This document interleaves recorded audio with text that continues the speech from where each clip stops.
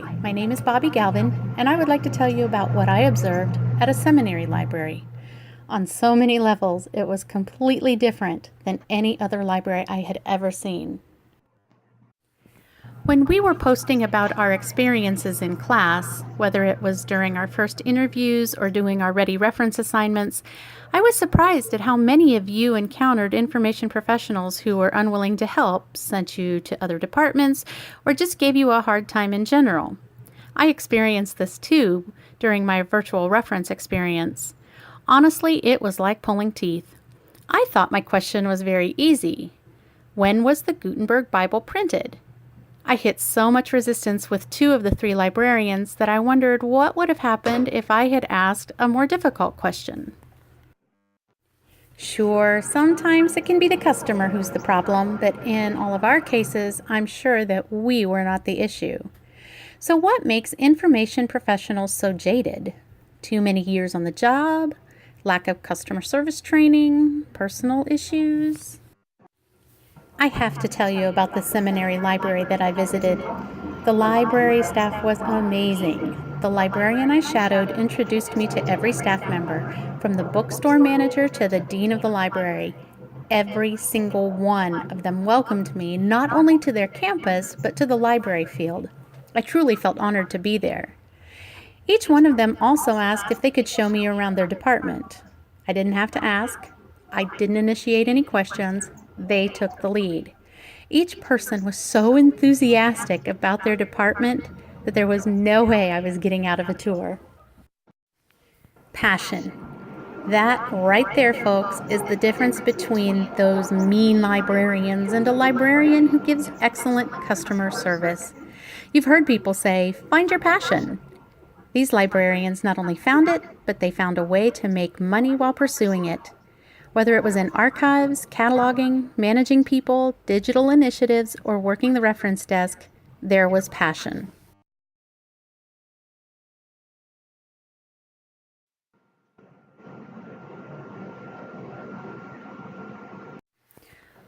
What keeps that passion ignited?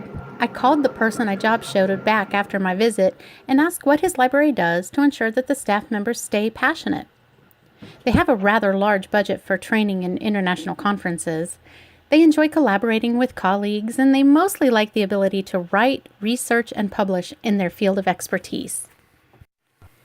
He stated that when they are interviewed, many steps are taken to ensure that the person is the right fit for the library. Mostly, he said, the people they have hired already have a lot of knowledge and experience in the field of religion and libraries. They have already dedicated most of their career to their specific interest in the library. When I thought back on my visit, it then dawned on me that no one I met that day was under age 50. I'm not saying that's old. I'm right there with them. What I'm saying is that they most likely already had 30 years experience in a seminary-type library, so they have proven that they enjoy the field. My tour guide was obviously the youngest staff member. He had proven his dedication to religious studies and religious preservation by doing his thesis on locating missing pieces of the Dead Sea Scrolls. He found some pieces and donated them to this library, and this library now has the largest collection of Dead Sea Scrolls in the U.S. Yeah, that's passion.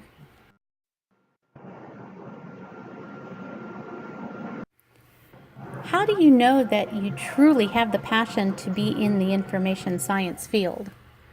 Well, you might be a passionate librarian if you're dedicated to providing the best possible service. You're willing to risk your job for the sake of a challenged book.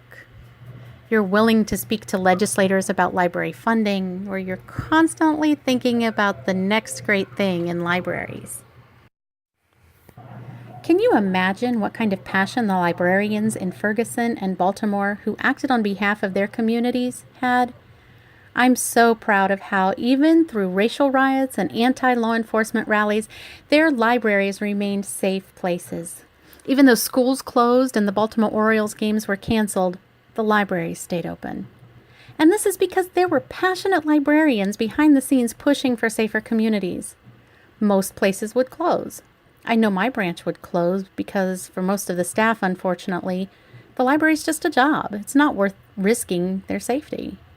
In Baltimore, however, their passion for connecting with their communities and keeping everyone safe was stronger than their fears.